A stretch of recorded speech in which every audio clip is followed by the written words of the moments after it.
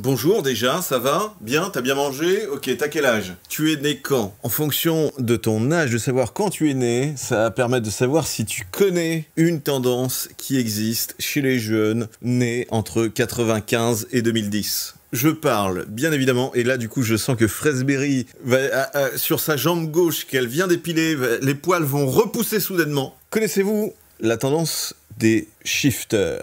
Avez-vous déjà entendu parler des shifters?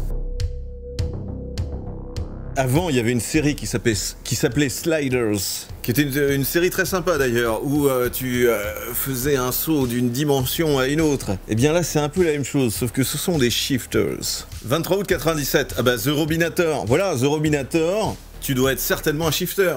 Strass m'a confirmé hier qu'il était un shifter, il shiftait tous les jours. Qu'est-ce qu'un shifter, Black Devil? Qu'est-ce qu'un shifter? Eh bien, je vais te le dire, mon petit Jimbo. Yo Jimbo, je vous montre qu'est-ce que c'est un shifters. Nous sommes sur le site de l'ADN Tendance. Plongez dans le web d'après. Témoignages. Qui sont les shifters? Ces ados qui échappent à la réalité par la pensée. Et le sujet est très intéressant. Il est sérieux, il peut être mignon, mais comme il peut être aussi dangereux. Quelques hashtags qui sont pertinents. Génération Z, pareil, est-ce que vous savez ce que c'est? Avec TikTok, on en apprend tous les jours. Donc la génération Z, c'est les jeunes qui sont nés entre 95... Si je dis pas de la merde, vous m'arrêtez. Et si vous voyez une poule, donc si vous le pouvez, génération Z, ceux qui sont nés entre 95 et 2010, donc ces jeunes qui ont entre 10, 20 à 25. Donc sur les réseaux sociaux, la société en mode cocon tendance. Pour échapper à l'apprêté du quotidien, les boomers regardent la télé. Les millénials, eux, s'oublient devant un film. Quant aux ados de la génération Z, ils et elles changent littéralement de réalité, le tout sans avoir recours à la technologie. Jeannette! Jeannette! Jeannette! Et Johnny! Jeannette? Blague, rire, sourire, reposer, attendre, réfléchir à une autre blague, continuer. Aller à l'école, voir ses amis, se prendre un 0 en maths, c'est le quotidien de Strass. Depuis plus d'1 an, la vie des ados est au point mort. Ils sont foutus. Leurs perspectives d'avenir, embrumées de discours inquiets et de restrictions liées à la pandémie, sont loin d'être à l'ordre du jour. Alors pour échapper à un quotidien difficile à supporter, certains s'en remettent à leur imaginaire en se projetant quotidiennement dans des univers fantasmés, sublimés. De simples rêveries adolescentes, pas vraiment, puisqu'il s'agit littéralement de changer de réalité ou plutôt de shifter. Et je vous invite d'ailleurs à faire vos recherches, à regarder un peu ce que c'est, et c'est vrai qu'il y a il commence à y avoir beaucoup de personnes qui font des vidéos YouTube, qui font des articles et beaucoup d'échanges de commentaires, et apparemment ça s'est pas mal lancé grâce à TikTok. Ça fait réfléchir, ça peut faire peur aussi, parce que clairement c'est un petit peu le web qui se sectifie. Ça devient, pour moi, c'est un peu ça. Je peux me tromper, hein. Je n'essaie pas de lui mettre une étiquette tout de suite, mais ça me fait quand même penser un petit peu à un concept de secte, d'essayer de tomber en transe et de manière globale. Vous allez voir, en continuant l'article, que ça peut aller loin. Et donc, faut surveiller vos enfants, vos ados, faisez gaffe, ça peut aller très loin. Vers des univers désirés, décrivent Dany, ce qu'ils appellent d'ailleurs RD ou DR, qu'à la base ça venait des États-Unis, des filles majoritairement, et sur TikTok, et donc ils appelaient ça le DR, le Desired Reality, donc en RD la réalité désirée. Des univers désirés décrivent Dany, Smera et Saria, 3 jeunes américaines d'une quinzaine d'années qui ont accepté de témoigner. Elles ne se connaissent pas, mais côtoient en ligne les mêmes communautés où l'on partage ces techniques pour accéder à des réalités alternatives par la pensée, le plus souvent via des scénarios préalablement orchestrés. Ces techniques qui s'apparentent à des formes d'auto-hypnose ou de méditation fascinent car elles touchent aux états modifiés de conscience. Pour la plupart, ils aiment aller dans des réalités très inspirées des mangas ou des animés, c'est-à-dire pouvoir se projeter dans My Hero Academia ou ce genre de choses, ou alors majoritairement se transporter dans le monde d'Harry Potter et faire partie des élèves d'Harry Potter. Donc c'est très ciblé sur ce type d'univers. Échapper à la réalité, c'est ma mère qui m'a introduite à la pratique. C'est une personne très spirituelle, elle l'a fait de nombreuses fois avant de m'en parler, rapporte Dany, 16 ans. Originaire de New York, l'adolescente qui souffre de dépression explique avoir commencé à changer régulièrement de réalité il il y a un an. Son univers de prédilection, Poudlard, donc Harry Potter, où elle affirme entretenir une véritable idylle avec Drago Malfoy.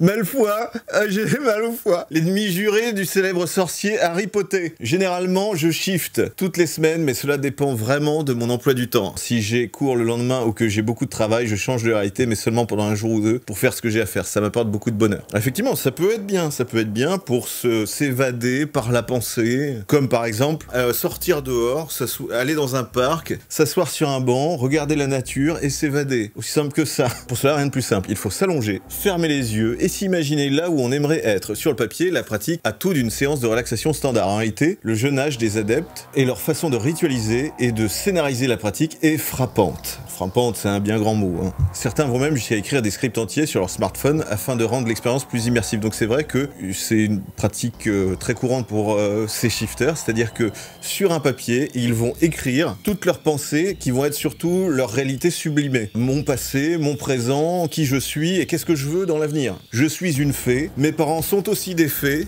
C'est une fille par exemple, elle va dire je suis un homme. Pareil, mes règles, voilà, sont de telle manière, mes règles font des petits papillons quand ça sort. Je serai chanteuse, riche et célèbre. La majeure partie du temps, de toute façon, c'est je serai riche et célèbre. Et tout le monde m'adorera et m'idolâtrera. Changer de réalité m'aide au quotidien, cela me motive à aller de l'avant, nous explique Smera, 15 ans, sur Instagram. Le simple fait de savoir que d'autres réalités existent m'inspire et me donne envie de me tailler une vie sur mesure. Ailleurs, si je me lasse de la vie réelle. Si c'est esquiver la réalité, alors je shift moi aussi. Je savais que t'étais une fée, Black. Je m'en doutais depuis un moment. Voilà, donc c'est par exemple, ça c'est un des scripts que les gens peuvent écrire. Ça peut être tout et n'importe quoi, c'est-à-dire qu'effectivement, sur une page, mettre un questionnement, sa personnalité, ce qu'on aimerait faire, et sur cette page, après, on va écrire de manière aléatoire, pas forcément bien construit, mais de manière aléatoire, un truc là, un truc là, un truc là, un truc là, qui sont juste des idées, des pensées, comme si ça flottait. Vraiment un nuage d'idées et de pensées de cette réalité, ou des questions que l'on pose, mais avec des réponses que l'on apporte nous-mêmes, les réponses que l'on veut y donner. Pas forcément des vraies réponses, mais des réponses qui nous font plaisir. Pourquoi le ciel? Parce que j'aime les papillons. Donc la pratique pour le moment essentiellement américaine et féminine a trouvé sa communauté sur TikTok. En l'espace de 6 mois, nous vous parlions du phénomène en octobre dernier. NDLR. Le hashtag Shifting Realities a explosé, passant de 170 millions de vues à plus de 1 milliard. Même chose sur Reddit où la communauté Dimension Jumping compte plus de 40 000 membres, ou encore sur le réseau de communauté Amino où l'on recense plus de 99 000 membres au sein du cercle privé Subliminal Users. Fasciné par tout ce qui touche au subconscient, la communauté s'intéresse aux méthodes qui permettent supposément de le stimuler. Quant au vocabulaire employé dans les conversations, mieux vaut avoir révisé ses fiches car les acronymes sont nombreux. CR, Current Reality, désigne votre réalité de base. À l'inverse de DR, Desired Reality concerne celle que vous cherchez à atteindre. Mais ce n'est pas tout, il y a aussi la WR, la Waiting Room, un peu comme Fortnite, sorte de celle d'attente par laquelle, ou Among Us, vous transitez si vous n'avez pas suffisamment travaillé votre script, ou encore la TR, la Temporary Reality, un univers temporaire dans lequel vous pouvez vous exercer au changement de réalité. C'est Néo. Tu es dans cet univers tout blanc, tu fais apparaître des étagères de flingues, t'en prends un et après tu vas te transbahuter, te téléporter sur les toits de New York pour faire des sauts géants. Je me sens limité au quotidien par les risques liés au virus. Ma vie est au ralenti. Or, quand je shift, je peux scénariser ces risques et vivre une vie pleine d'expériences, là où je passerai ma journée à ne rien faire d'utile ici. Des effets puissants.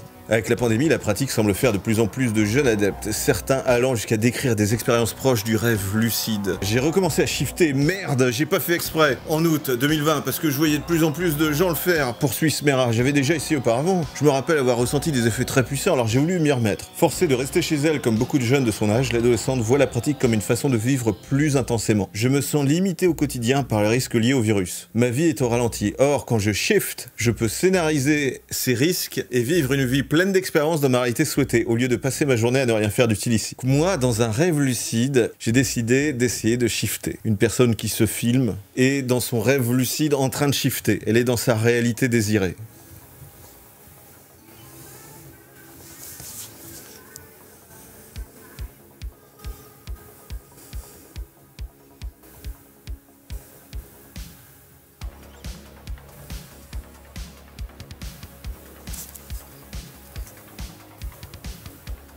C'est mignon, ça leur passera, c'est comme les gothiques où tout ça, un jour tu te rends compte que c'est ridicule et puis voilà, c'est vieillir la magie, ça n'existe pas les fantômes non plus. C'est les sensations les plus surréelles que c'est JSJS. Je ne suis pas allé vraiment dans ma réalité désirée, mais oh mon god!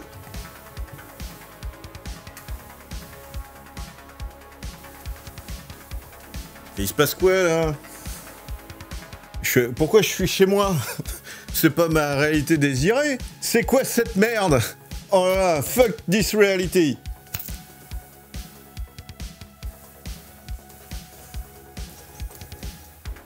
Waouh. En ligne, on s'échange astuces et méthodes pour transiter vers le monde de son choix. Certaines vont même jusqu'à mettre à disposition des scripts sous la forme de templates pour aider leurs pairs à bâtir leurs univers. Il y a une infinité de méthodes, mais chacun le fait à sa manière, décrit Dany. Ce qui fonctionne le mieux chez moi, c'est un mélange de la méthode du train et du corbeau. Et c'est vrai que j'ai vu qu'il y avait des méthodes qui s'appellent par exemple la méthode de Raven. Il y a plein de noms de méthodes, et apparemment la méthode Raven, ça a l'air d'être une des plus connues. Kezako, en général, je m'allonge dans une position confortable et je ferme les yeux, nu. Je m'imagine dans un train qui roule vers ma réalité, puis je m'assois et je compte jusqu'à 100. Lorsque j'arrive à mon arrêt, ma réalité, je peux descendre du train sur le quai et quand j'ouvre les yeux, j'y suis. Je suis dans un Ghibli! Besoin de spiritualité. Outre la trame d'une histoire que l'on peut créer de toutes pièces, c'est l'aspect mystique, voire ésotérique, de la pratique qui attire. Pour m'aider à basculer, j'écoute des vidéos de musique subliminale sur YouTube. Commande Saria, 13 ans. 13 ans. Les parents, où êtes-vous? S'il vous plaît. Je m'allonge, me détends et vide complètement mon esprit en essayant de ne pas m'endormir. Ces dernières années, ces vidéos censées reprogrammer notre cerveau au travers d'affirmations positives inaudibles font un carton. Il y a des termes qui franchement... Les parents, s'il vous plaît, reprogrammer mon cerveau. Avoir confiance en soi, attirer la chance et le bonheur, perdre des kilos. Avec cette méthode aussi, tout semble possible. Et tant pis si celle-ci est controversée. Quand on lui demande pourquoi elle shift, Saria hésite. Je ne sais pas trop pourquoi. Parfois, c'est juste qu'il y a trop de choses que j'ai du mal à gérer. Je suppose que c'est une bonne façon de m'éloigner de cette réalité. On commence à le comprendre. Shifter, c'est mettre le monde en sourdine pour se retrouver, se raconter des histoires. Mais n'y a-t-il pas un risque à préférer se terrer dans une réalité alternative plutôt que de vivre sa vie? En soi, c'est pas méchant, mais le fait que ce soit sur internet rend le truc deep. C'est sûr que c'est pas méchant, mais ça prend tellement de l'ampleur, ça peut potentiellement partir en sucette. Et on le voit bien que TikTok, c'est vraiment la porte ouverte à ce que beaucoup de choses partent en sucette, que ce soit les challenges, et pour les jeunes, hein. Et donc que ce soit donc ces trucs-là qui soient un peu des préceptes, des principes de secte, hein, quelque part. Qu'est-ce que c'est que les sectes? C'est de pouvoir se transcender, de pouvoir spirituellement. Et il va y avoir des gourous, comme tu le dis, Nélias, effectivement. Ça arrive déjà, je pense. C'est-à-dire que des gens qui vont être des influenceurs, des youtubeurs, des tiktokeuses ou quoi que ce soit, qui vont devenir des guides spirituels, et je pense, sans le faire exprès ou involontairement, vont peut-être dire « je suis là pour vous guider, vous apporter des méthodes ». C'est ce que fait un gourou. Donc les parents, ce n'est pas méchant en soi, hein, mais ça peut partir en cacahuète. C'est ce qui se passe dans les sectes, c'est pas méchant à la base, mais ça part en cacahuète. Ce n'est pas dangereux si cela reste ponctuel, commente le docteur en psychologie et clinicien Thomas Villemontex. Écrire, se raconter des histoires, expérimenter les rêves lucides, cela relève de l'introspection. Quand, en plus, on est enfermé et qu'on a tendance à être anxieux, on cherche des solutions en voyageant en soi. Et d'ajouter, on parle aussi d'une génération qui est confrontée à une réalité aux dimensions très perturbantes. Entre la pandémie, les questions écologiques et l'avenir de la société, il y a un besoin d'évasion qui est compréhensible, un constat que certains de leurs centres d'intérêt corroborent. Libération de la parole autour de la santé mentale, technique de développement personnel, cartomancie et tarot divinatoire, psychologie et penchant pour le genre du true crime. Penchant pour le genre du crime réel. On pioche ici et là de communauté en communauté pour trouver ce qui fait du bien. Le dénominateur commun, la recherche de nouvelles perceptions et sensations. C'est une manière de faire du sexe. C'est possible aussi, parce que c'est vrai que, et ça arrive beaucoup, des gens dans les commentaires vont poser des questions, ça arrive je crois sur la majeure partie des commentaires, sur les contenus postés, les articles, les méthodes, tout ça, ça va être des gens qui vont dire « j'aimerais shifter à 2, comment faire? Est-ce que vous avez une méthode ?» Les gens pensent qu'ils peuvent shifter à 2. Donc là, c'est Demolition Man. Avoir du sexe mentalement. Des sciences occultes à la CIA. Selon Thomas Villemontex, les plateformes de streaming ne sont pas en reste. Beaucoup de séries et de films parlent de ces nouveaux rapports à soi, de la manière dont on peut hacker son cerveau, analyse le psychologue qui dénote chez sa patientèle est dans la recherche, un intérêt croissant pour le champ des transhypnotiques. C'est la recherche d'un ersatz de spiritualité, de quelque chose qui va au-delà de ce que l'on vit au quotidien. Sur Netflix, je pense notamment à la série Maniac de 2018, interprétée par Emma Stone et Jenna Hill. Elle raconte le destin de 2 inconnus participant à une expérience clinique pour se libérer de troubles psychiques. Sur la même plateforme et à l'extrémité du spectre, on trouve aussi l'émission l'émission documentaire Goop de l'actrice Gwyneth Paltrow, qui aborde pêle-mêle des sujets controversés comme les psychédéliques, l'exorcisme, la guérison énergétique et les médiums. Oui, c'est vrai qu'effectivement, peut-être que ces contenus-là peuvent influencer, aiguiller indirectement, parce que je pense que c'était pas le but, les jeunes.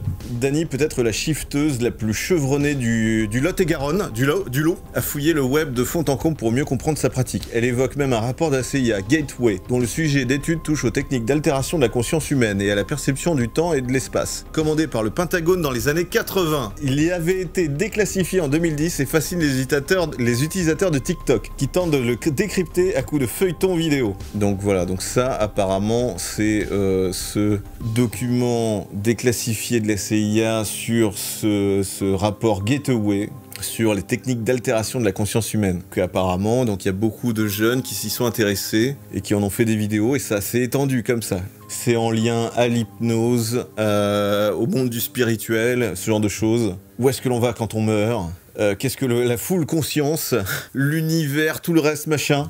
La connaissance vient avec l'expérience et les recherches, comme l'adolescente. Tu ne changes pas seulement de réalité pour échapper à tes mauvais jours, c'est bien plus profond que ça d'une certaine manière. Entre science, pseudo-science et spiritualité, ce sont de nouvelles croyances que ces jeunes semblent vouloir se forger à mi-chemin entre monde physique et virtuel, seuls dans un coin dans leur chambre, mais étonnamment toujours ensemble. Donc c'est très intéressant, je ne connaissais pas, je pense que c'est bien de savoir, au moins de connaître, pour pouvoir être préparé. Il y a l'histoire d'une scientifique qui est partie en Mongolie et est revenue chamane. J'y crois un peu. Bah, c'est le principe de se faire influencer. Tu te fais influencer par quelque chose et qui transforme ta vie. Et de toute façon, ça m'étonnerait qu'il regarde cette vidéo parce que déjà, il ne parle pas français. Donc mon superviseur de la boîte où je travaillais à Singapour m'a raconté un petit peu son histoire.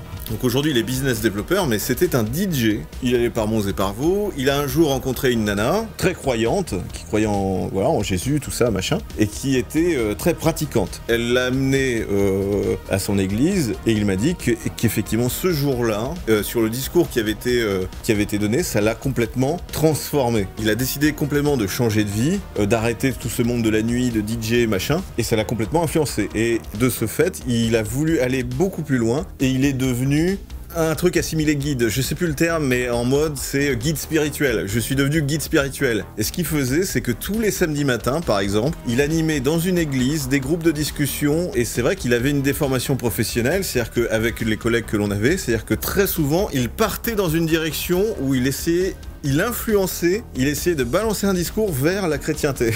Donc c'était un petit peu casse-couille. C'est pas méchant, mais c'est vrai que c'est casse-couille. Et il a essayé sur moi aussi.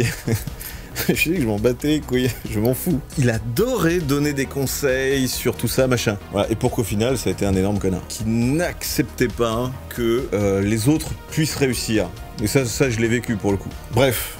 Ça peut être gentil au départ, mais à un moment donné, ça part en cacahuète. Ça ne finit jamais bien. C'est pour ça qu'il faut toujours faire gaffe. Ça ne peut jamais finir bien. Parce que ça, je vois le truc venir, même si ça peut être mignon, ça peut être gentil, mais un jour... Parce que ce sont des enfants, ne l'oublions pas, mais un jour, des enfants se perdent et se mettent à marcher comme cette fille, hein, par exemple, qui peut très bien... Ça peut influencer des jeunes, elle. Ça peut influencer des jeunes qui vont essayer de reproduire ça et qui vont marcher dans leur maison. Je suis en train de voir des choses, j'hallucine de partout comme si j'étais sous influence, devant leurs parents ou quoi que ce soit, et je passe par la fenêtre et je tombe.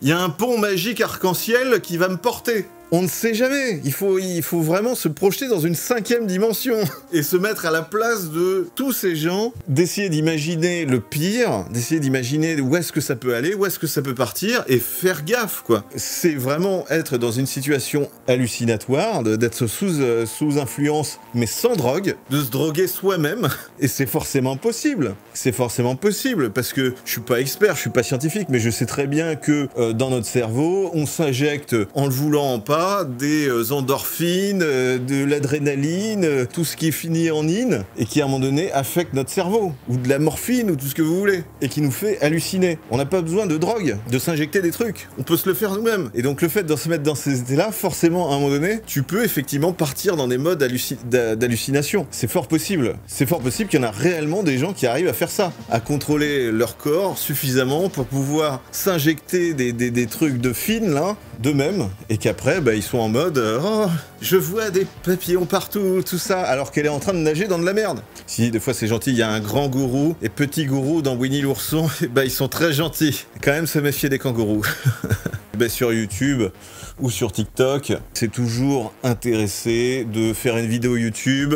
Ça démarre par une pub, t'as un encart pub, t'as des pubs toutes les 5 minutes, pub, je veux avoir 100 000 vues pour toucher mes 100 € sur cette vidéo. Ok, c'est bon, faut que j'en fasse une deuxième. Donc tout ça c'est intéressé. Et TikTok, ça va être, je monte ma commu, j'ai plus 1000 personnes et je vais récupérer 1000 personnes de là. Le bétail, je prends du bétail pour après rebalancer un peu mon bétail pour en récupérer derrière. Du trading de bétail. D'enfants qui ne savent pas qu'ils sont du bétail. Et ça, ils savent pas. Et pour eux, ils se confortent sur le fait que, de toute façon, les vieux, j'en savais rien, hein. C'est notre réalité, vous ne pouvez pas y atteindre, vous ne l'atteindrez jamais. Je sais très bien, mais vous en attendant, vous êtes des vaches, du bétail. Et vous faites transbahuter comme du bétail de tout TikTok en TikTok, à aller follow un tel, pendant que du coup des gens se font du pognon sur votre dos. Pendant que vous êtes en transe hallucinatoire et que vous allez sauter par la fenêtre sans faire exprès. Ici on est un bétail de qualité, c'est ça. Comme vous êtes du bétail, je vais vous transbahuter en raid sur un autre live. J'envoie mon bétail dans une autre prairie pour que vous alliez brouter l'herbe de quelqu'un d'autre. Ça rappelle aussi un peu Twitch et les comportements de Twitch. On en parlait il n'y a pas si longtemps que ça. Il y a vraiment des streamers qui ne s'en rendent pas compte et qui traitent les viewers comme du bétail. Et que après ça parle entre streamers à essayer de monter des communautés ou machin et tout ça, et ils ne se rendent pas compte que s'ils remplacent le terme communauté par mon troupeau, c'est la même chose. Je t'envoie mon troupeau, moi mon troupeau il est sain, moi mon troupeau il est toxique, mon troupeau machin. Tu peux remplacer le terme communauté par troupeau. Bisous. Bref, n'hésitez pas à commenter, n'hésitez pas à dire ce que vous pensez. Donc forcément, évidemment, c'est pas méchant, en tout cas pour l'instant, mais c'est vrai que j'ai pas fait plus de recherches que ça, on n'en sait rien. Si ça se trouve, il y a déjà eu peut-être des drames, déjà, parce que ça existe depuis au moins 1 an, voire 2. Ça monte. Donc il faut faire attention, et en plus ce sont des gens qui apparemment sont déjà très affectés par des dépressions, qui sont dépressifs, qui ont peut-être des pensées suicidaires, qui ont du coup des problèmes dans la vie réelle, dans la CR, la RC, voilà, la voiture radiocommandée. C'est vraiment à prendre avec des pincettes, et il faut que ça soit quand même un minimum contrôlé par des personnes qui ont un peu les pieds sur terre, qui sont dans la réalité, et qui peuvent surveiller et contrôler ça. Effectivement, si une mère, comme on l'a pu le voir au début de l'article, une mère peut contrôler un peu sa fille, faire attention et lui expliquer qu'il faut pas le faire tout le temps, c'est une fois de temps en temps, faut pas que ça soit vraiment la solution à tout, qu'il faut garder un pied dans chaque réalité, peut-être, je ne sais pas. Voilà, parce que forcément, il y a des gens qui vont peut-être essayer de trop s'y perdre et qui vont ne voir plus que ça. Comme par exemple, jouer à des jeux vidéo, c'est un peu la même chose, c'est ne voir plus que ça. Se lever le matin et ne penser que à jouer à des jeux vidéo. Savoir se limiter. Bref, n'hésitez pas à commenter. Les bisous, un petit like, n'hésitez pas à partager, voilà, si vous avez envie d'informer aussi quelques personnes sur ces pratiques-là, mais je vous invite à faire vos recherches, parce que moi je ne suis là vraiment que pour donner une info disant voilà ça existe. Je pense que comme moi il y a des gens qui sont comme moi, qui ne savent pas que ça existe. Moi j'en sais pas plus. Je ne suis pas expert, je me pose juste des questions, et je pense qu'à partir du moment où tu te poses des questions, il faut marcher sur des œufs. Bisous.